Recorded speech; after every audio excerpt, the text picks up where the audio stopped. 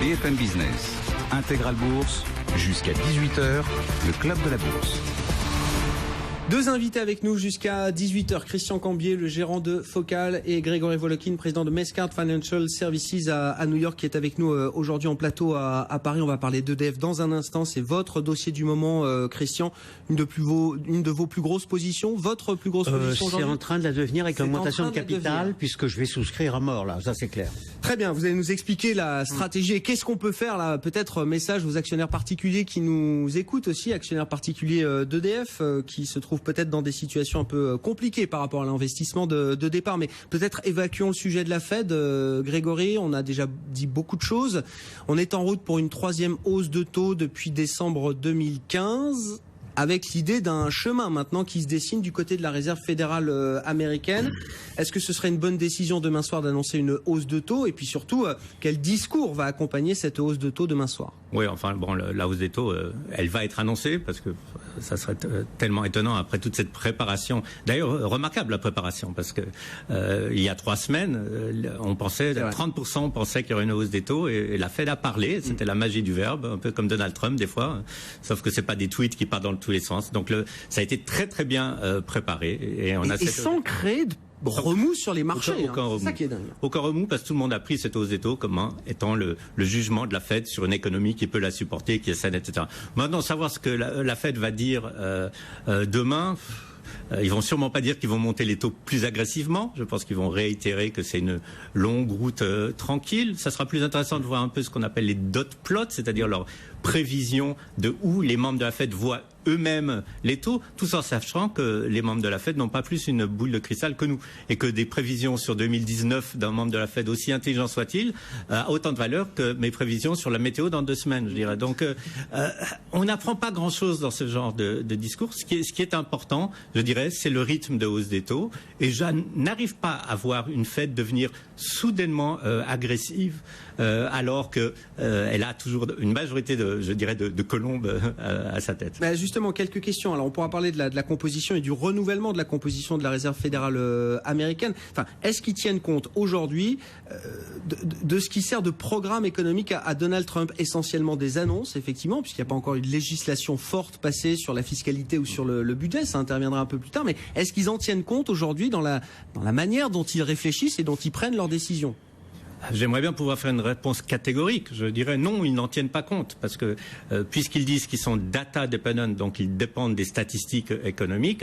Actuellement, les seules statistiques qui ont été influencées par Donald Trump, c'est plutôt l'optimisme des consommateurs. Mais ça, c'est pas des chiffres économiques, hein, c'est des jugements de valeur.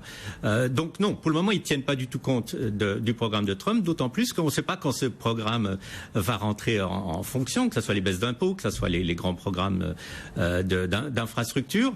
Et je dirais c'est pour ça que la Fed va rester prudente parce que si on craint que la stimulation ou le stimulus de l'économie qui viennent des programmes de Trump ramène de l'inflation, si on serre trop la vis avant et que ce programme ne sont pas au rendez-vous, qu'est-ce qu'on a provoqué? On a provoqué une récession. Donc je suis sûr que la Fed ne veut ni provoquer une récession ni être avant une bulle. Alors donc la Fed va rester tranquille et à regarder les chiffres qu'elle a en main. Est-ce que Donald Trump laisse Janet Yellen travailler tranquillement aujourd'hui? C'était une des grandes craintes quand Donald Trump a été élu. On a tout de suite dit, oulala, il va vouloir écarter Janet Yellen, ça va être un bras de fer continuel, on va le voir tweeter pendant les réunions, les conférences de presse de Janet Yellen. Est-ce qu'ils ont trouvé un modus vivendi, là, tous les deux, pour que chacun puisse faire son job tranquillement, sans interférer dans le travail de l'autre? Je dirais que c'est assez remarquable, en tout cas pour le moment, de voir qu'il n'y a pas eu un commentaire, à ma connaissance, de Donald Trump négatif sur la Réserve fédérale. D'ailleurs, c'est pas souhaité qu'il en fasse. Est-ce qu'il va nommer quelqu'un d'autre que Janet Yellen? C'est possible.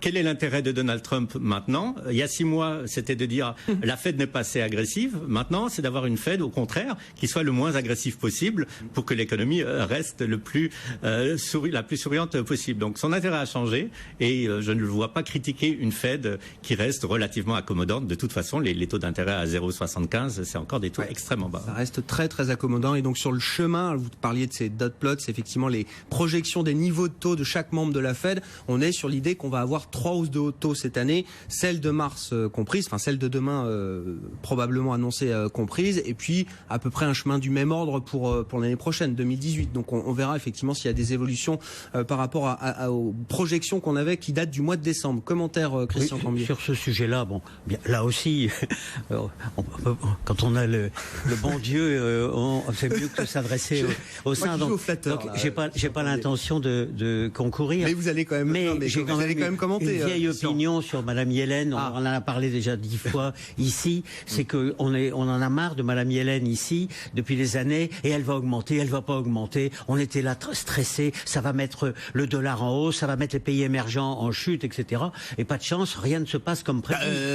Mais non, la preuve, des petites choses. Mais rien du tout. Le dollar, 2013, excusez-moi, mais l'euro monte et va monter. D'ailleurs, le dollar, je ne le vois pas du tout à la hausse, contrairement au consensus. Et on a dit que les pays émergents allaient plonger avec ça. Ils sont en pleine euphorie depuis quelques semaines. Et en fait, les taux d'intérêt sont liés surtout, à mon avis, mais moi je suis qu'en première année de Sciences Éco, ils sont liés à l'inflation. Si l'inflation repart, les taux d'intérêt monteront. Donc pour l'instant, il n'y a pas d'intérêt à monter les taux, alors que il y a intérêt à monter les taux parce que l'inflation pointe le bout de son nez de façon beaucoup plus sérieuse que prévu. Et je pense qu'elle ira effet catch-up. Rappelez-vous, c'est pas linéaire. Ça va exploser vers le haut. Les taux vont exploser, l'inflation va exploser, et ça indépendamment d'une activité économique soutenue ou pas. C'est simplement la mécanique qui a été mise en route. Rappelez-vous que M. Trump a fait en une journée ce que les banques centrales n'ont pas fait en 3 ans. Avec son élection. Mais Christian, vous répondez quand même à une question fondamentale, une question cruciale sur le dollar. Vous dites non, c'est la fin de la hausse du dollar. Alors qu'on arrive juste au début de la normalisation. Bien sûr que c'est la fin de la hausse du dollar. Le dollar est structurellement une monnaie faible. Et vous pouvez raconter ce que vous voulez, vous pourrez monter les taux, nous on les montera aussi. Automatiquement. Ce qui va se passer, c'est que nous, on va être obligés de s'adapter à une hausse des taux américains. Et bien sûr, nos taux vont suivre avec un peu de retard parce que Monsieur Draghi, faut pas que je me trompe.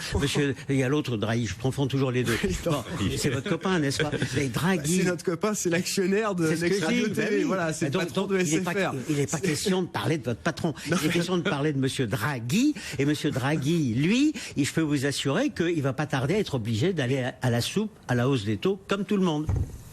Sur le dollar, non mais quand même c'est intéressant ce qu'il dit. Quelle est votre vue, Christian, Grégory Volokin, pardonnez-moi, sur le dollar, parce que c'est la question de savoir est-ce que le discours de la Fed, la hausse de taux de la Fed, est-ce que ça déclenche une nouvelle percée du dollar à la hausse? Est-ce que ça déclenche une nouvelle percée des taux américains, là aussi au-delà des 2,60 en direction des 3% pour ceux qui suivent par exemple les rendements américains à 10 ans? Ou est-ce que non, déjà à ces niveaux-là, on a déjà intégré beaucoup de choses? Je veux dire, j'ai une telle admiration et un tel respect pour Christian et surtout échange de compliments. Et surtout la façon dont il voit le dollar, qui est justement un peu à contre-courant. Moi, je vois les choses totalement différemment. Je n'en sais rien. Et je dirais, je n'ai aucune envie de faire des prédictions sur le dollar. Tout le monde se trompe, tout le monde s'est toujours trompé. Je me souviens encore, il y a 2 ans, d'études du Crédit Suisse, enfin toutes les banques qui voyaient exactement le contraire de ce qui s'est passé pendant une année. Il y a tellement d'événements totalement impondérable dans un calendrier cette année en Europe qu'on ne maîtrise absolument pas du tout. Est-ce que Trump sera encore au pouvoir dans 6 mois? Oui. Non. Oui. Enfin, pour vous, c'est même une question. C'est même une question. Mais tout est possible dans la vie. Il faut. Vous avez quelques années de plus que moi, mais vous êtes d'accord que tout peut arriver et que vis-à-vis des monnaies, prendre, disons, une vue à long terme, moi je préfère pas. Non, mais ce qu'on peut dire quand même, c'est que pour la Fed et pour corporate américain, le dollar trop fort, ça a toujours été un problème et que visiblement on n'est pas encore sur des niveaux. Enfin, je sais pas ce que disent les entreprises américaines. On a terminé la période de publication, mais est-ce qu'elles tirent déjà des sonnettes d'alarme en disant attention, c'est trop fort, c'est trop fort, c'est trop fort? Je pense qu'elles ont très bien compris que Donald Trump, on dit qu'il est protectionniste, mais il est plus mercantiliste et ils se rendent très très bien compte que pour vendre à l'étranger, il faut pas un dollar trop fort. Et il y aura peut-être cette lutte avec un Donald Trump qui va toujours essayer de faire baisser le dollar. Et c'est vrai, là vous avez raison. Si vous avez Donald Trump qui fait baisser le dollar, ça va tout simplement empêcher le dollar de monter. Donc ça c'est peut-être une possibilité réelle.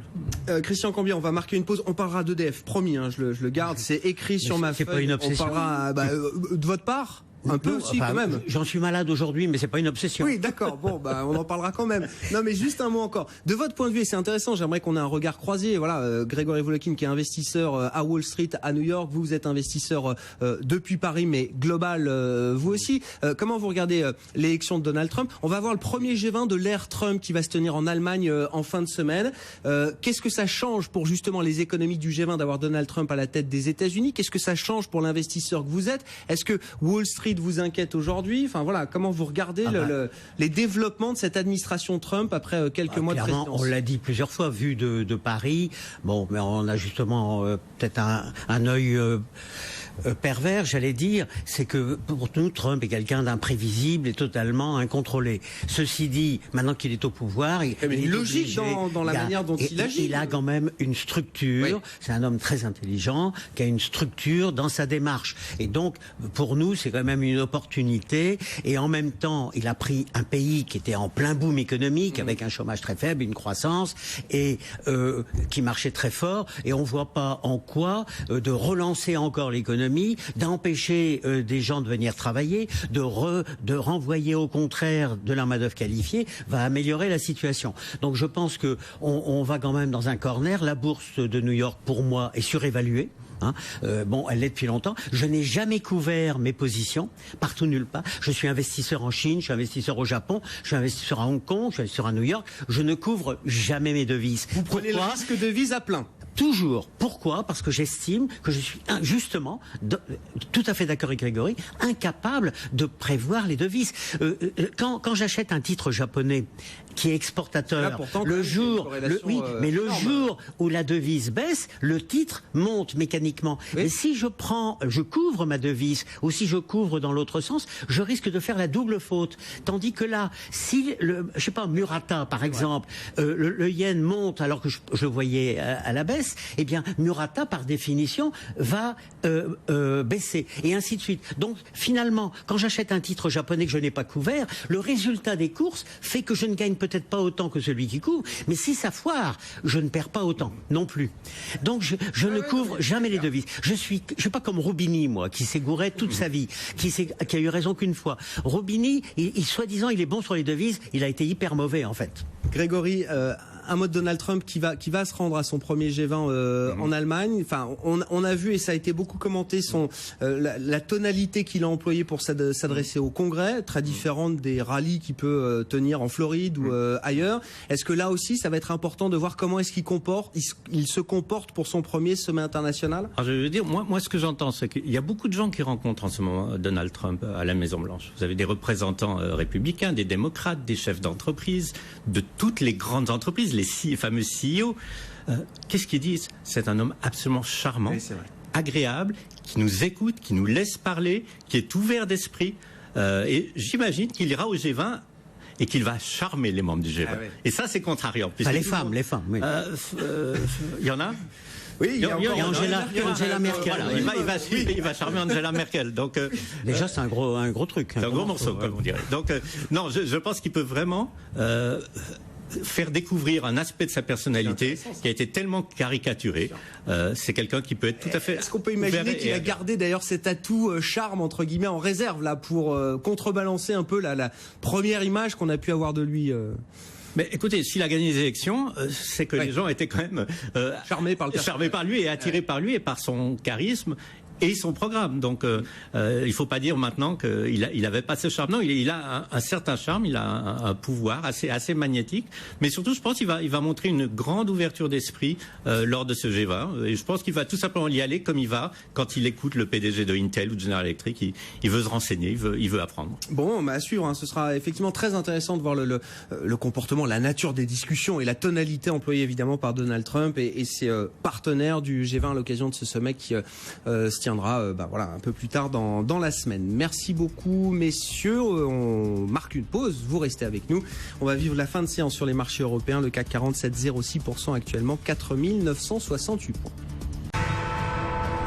Il est un peu plus de 17h30, fin de séance donc sur le marché européen, séance de baisse à l'arrivée, une baisse de l'ordre de 0,5%, il n'y a rien de bien méchant, de la prudence effectivement avant les rendez-vous qui nous attendent. Semaine technique également, on va retrouver Jean-Louis Cussac pour en parler, Perceval Finance Conseil, vous le notiez tout à l'heure Jean-Louis, effectivement on va avoir ces échéances trimestrielles vendredi, le 3e vendredi du mois de mars, fin du premier trimestre on va dire comme ça, sur les marchés avec l'échéance de différents contrats futurs, d'options sur un indice, oui, ça peut ajouter un peu de volatilité, ça va ajouter du volume. La semaine est déjà quand même relativement chargée en termes d'événements politiques, de banques centrales. C'est une des plus grosses semaines de l'année, on va dire. Oui, non, mais c'est vrai que ça amène surtout des contraintes, hein, ces échéances, cette manière de gérer les positions d'une manière très algorithmée, en fait.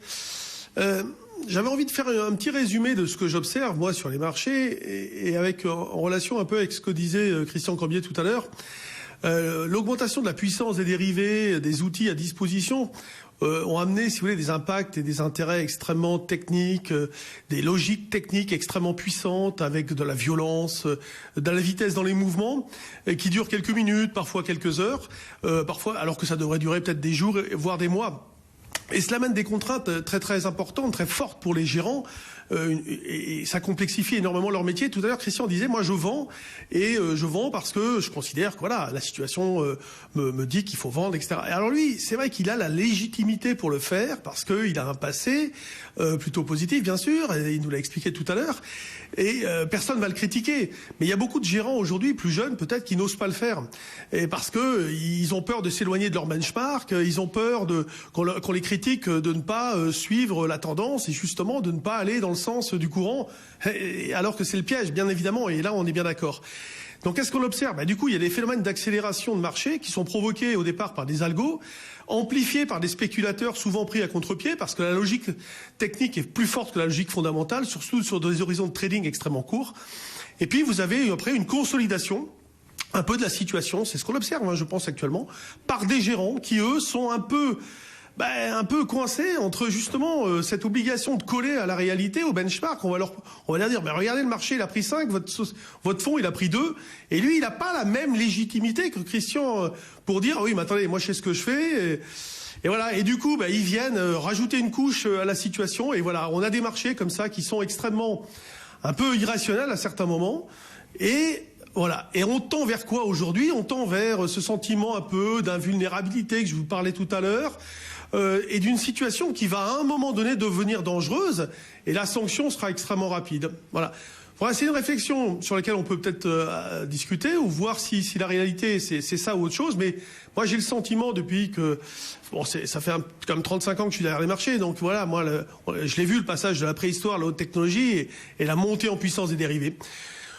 Sur le marché vraiment proprement dit, on va dire que techniquement, tant qu'on reste au-dessus de 4935, voilà, le marché ne donne aucun signe de faiblesse, donc c'est dur, hein. Moi, c'est ce que je fais tous les jours, j'achète. Parfois, je me gratte la tête, je suis bien conscient des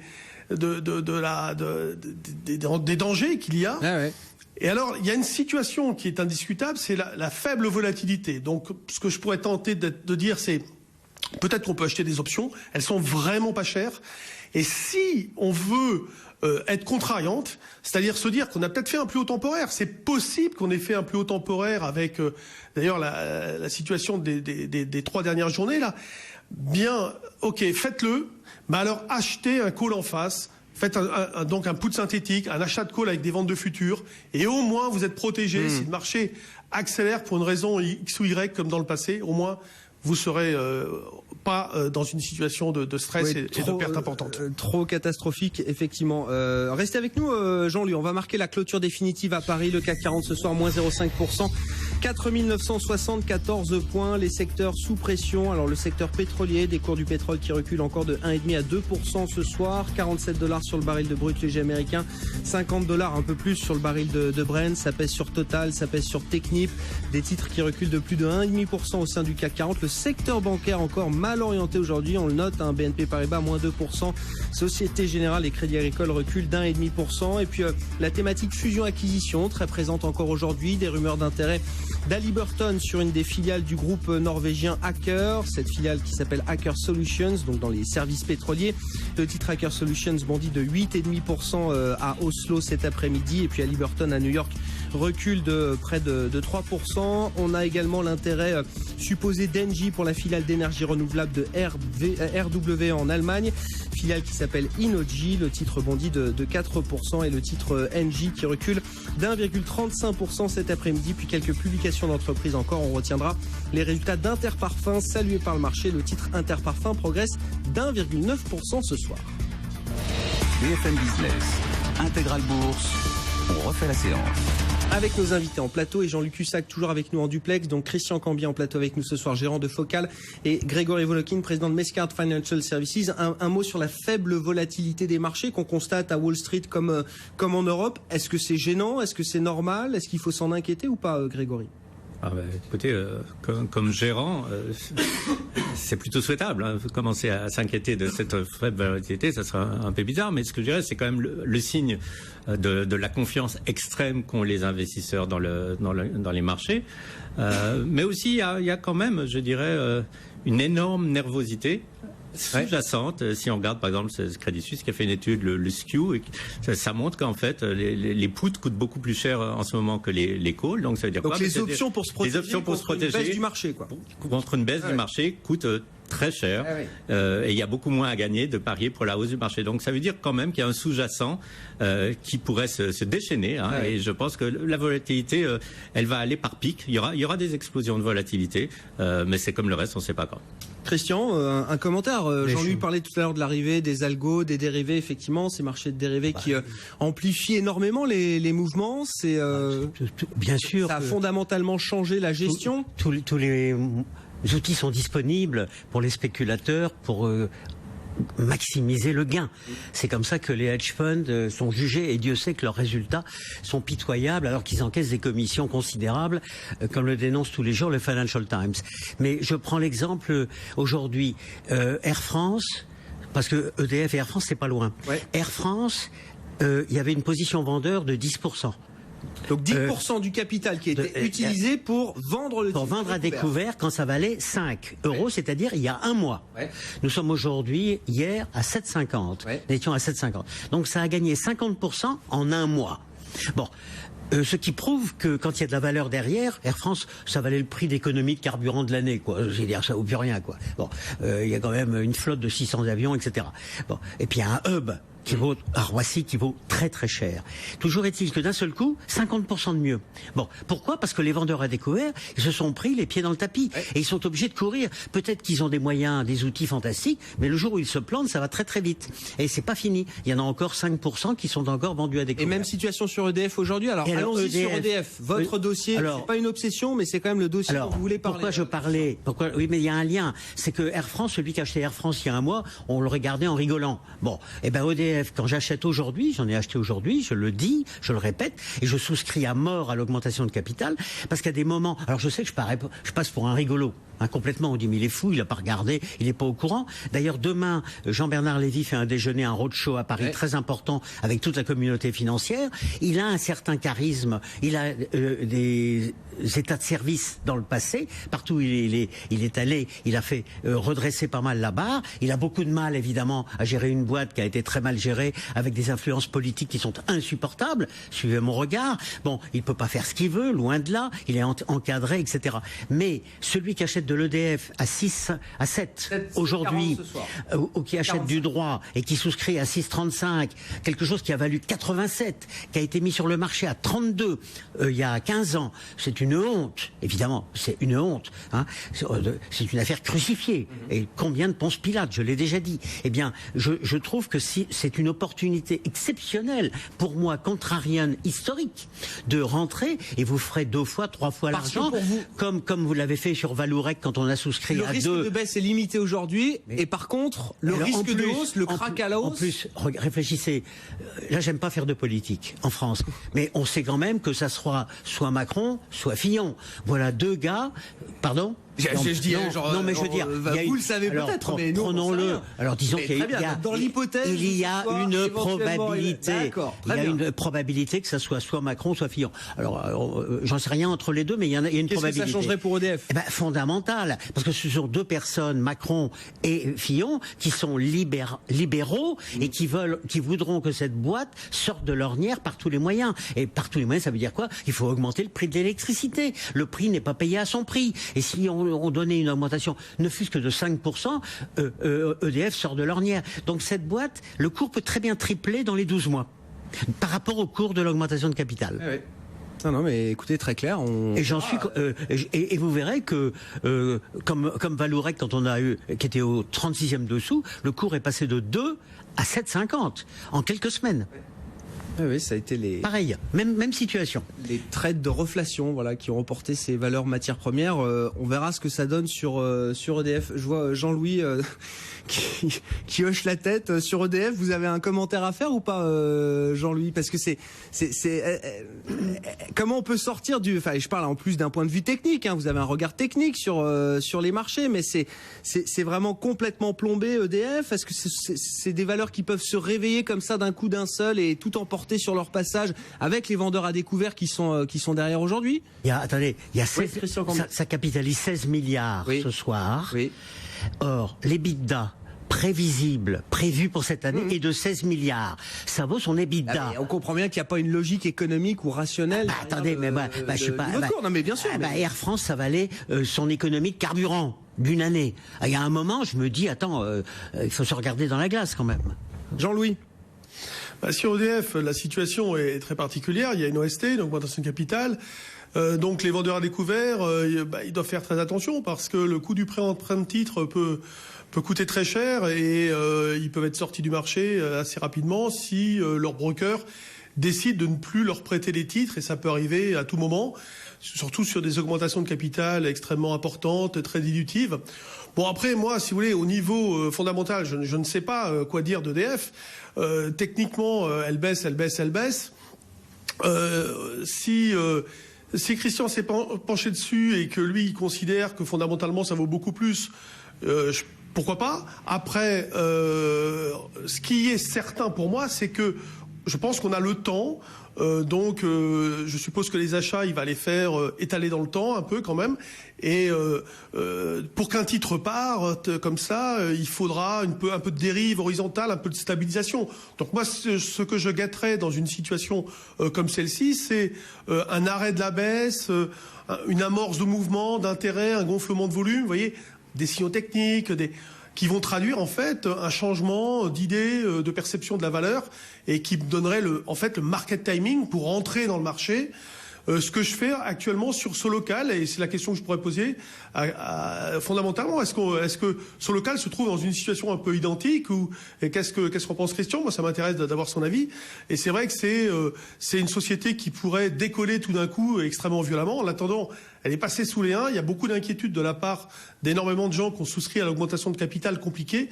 Et c'est vrai qu'avoir un avis fondamental là-dessus, c'est vraiment intéressant. Alors, un mot sur Solocal. Mais même pas 12 secondes. On va pas comparer Solocal et EDF. Point barre. Alors, accessoirement, j'avais ex-page jaune parce que je suis même pas sûr que ça parle accessoirement, j'avais du Solocal. C'est devenu un tel foutoir que je me suis découragé. J'ai tout bazardé il y a quelques semaines. Que je n'arrive plus à comprendre Solocal. Comment vous regardez, et ces dossiers, alors un peu, comment on appelle ça? Oui, des dossiers spéciaux, c'est ça, des histoires spéciales en bourse et souvent qui sont exploités par des actionnaires activistes aux États-Unis. Alors peut-être qu'on les voit moins en Europe ou en France, ils sont peut-être moins médiatisés, moins emblématiques, mais c'est quand même l'apanage des actionnaires activistes aux États-Unis, ce genre de dossier, Grégory. Pourquoi est-ce qu'on les voit moins en France, par exemple? Essayez d'être activiste contre l'État. Et ça, je dirais la grande question. Vous avez des entreprises affreusement mal gérées dont l'État est le principal actionnaire. Qu'est-ce que vous voulez qu'un brave activiste, aussi intelligent soit-il, fasse dans ce genre de situation? Heureusement malheureusement, aux États-Unis, on n'a pas vraiment ce problème, bien qu'on peut dire que le marché du logement soit détenu par l'État aussi, c'est Fannie Mae et Freddie Mac, mais on peut aussi dire que les activistes peut-être apportent du bien aux actionnaires. Par contre, très souvent, ils détruisent les compagnies. Il faut pas aussi oublier ça. Il faut pas. Parce que c'est des demandes de cession d'actifs, c'est des demandes de restructuration.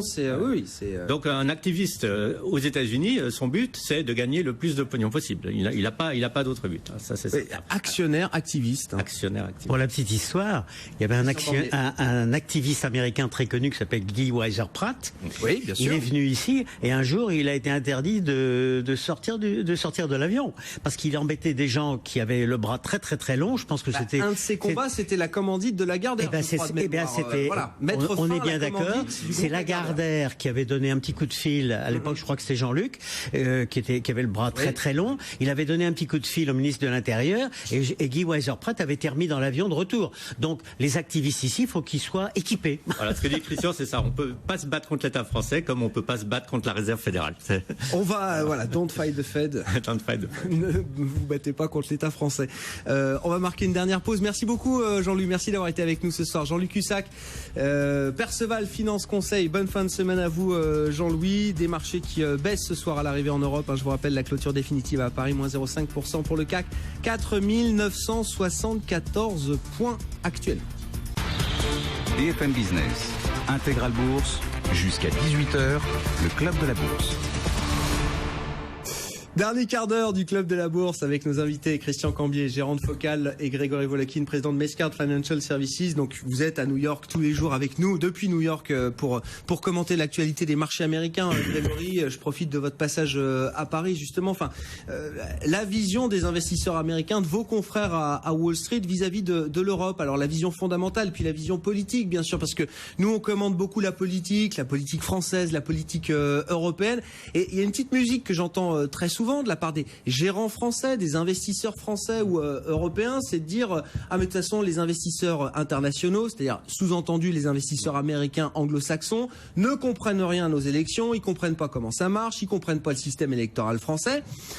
Je me dis, je veux bien croire que chaque système électoral soit un peu spécifique, avec des spécificités ici et là, mais est-ce que c'est la vraie réalité? Est-ce que les questions qu'on vous pose vous font dire que oui, c'est vrai qu'ils sont très loin quand même d'imaginer les tenants et les aboutissants des élections en Europe, de l'agenda électoral, ou non? Est-ce qu'ils comprennent très très bien ce qui est en train de se passer et qu'ils n'investissent plus en Europe en connaissance de cause? Mais alors, c'est un peu antinomique parce que si ils investissent plus, est-ce qu'ils comprennent vraiment ce qui est en train de se passer? Je pense, d'abord, ils sont pas bêtes.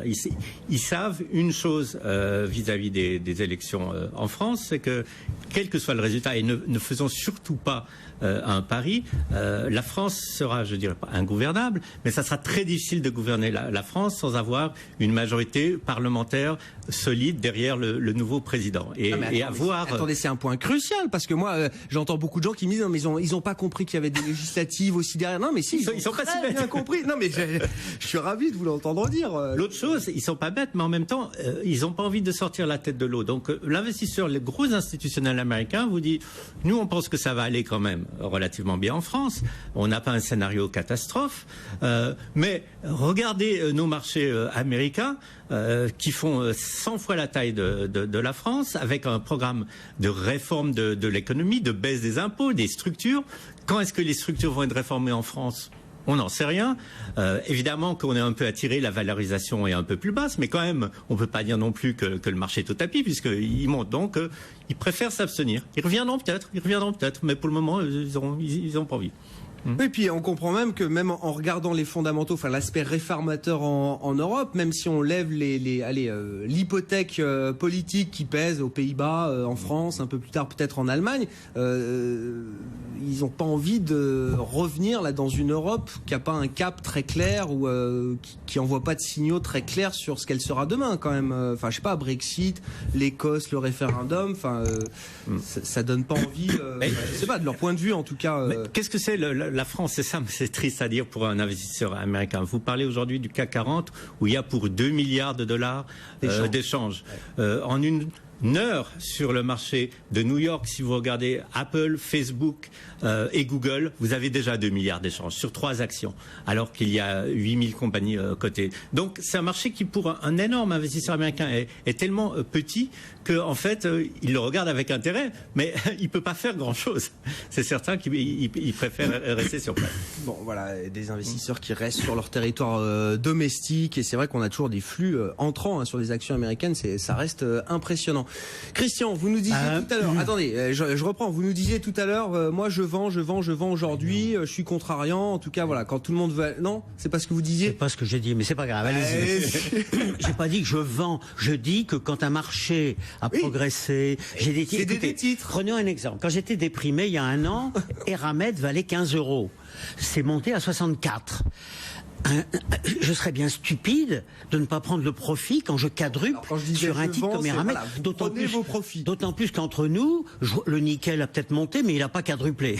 Christian, vous faites du cash, voilà. Vous faites du cash, mais pourquoi faire? Je fais du cash et je reconstitue des lignes. Tiens, on a parlé d'EDF. Je vais avoir besoin d'argent là pour souscrire à l'augmentation de capital. Mais sans aller jusqu'à EDF, qui est un cas pathologique, plutôt un cas d'école qu'on devrait montrer dans les grandes écoles libérales, et pour montrer ce que donne l'État actionnaire. Mais j'ai plein de titres ce que j'ai fait dans Val-France pendant 33 ans, je le fais maintenant dans une SICAV qui s'appelle Perle, mais au lieu d'être franco-français, je le fais au niveau mondial. Pourquoi? Parce que je vais au Japon depuis 30 ans, je vais en Chine depuis 30 ans, j'ai étudié aux États-Unis il y a 40 ans, etc. Donc j'ai des racines mondiales, j'ai cette chance-là. Et donc j'achète du Sojitz au Japon, oui, je fais exprès d'acheter ça parce que vous connaissez pas, parce que c'est une boîte qui est un conglomérat qui va chercher des ressources de matières premières au niveau mondial. Et la valeur à la case de Sojitz était à la moitié de sa book value.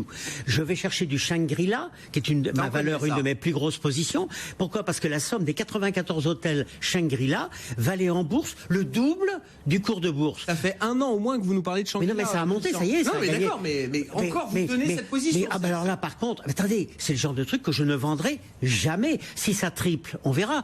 Et si on me fait une OPA dessus, on verra. Mais je ne vendrai pas Shangri-La. C'est comme de l'or. Sauf que c'est de l'or qui est bien placé, qui rapporte et qui passera au travers de toutes les guerres que nous connaissons. Si vous prenez Savencia, qui est une de mes grosses positions, pour parler de 2 valeurs françaises, Savencia et FFP.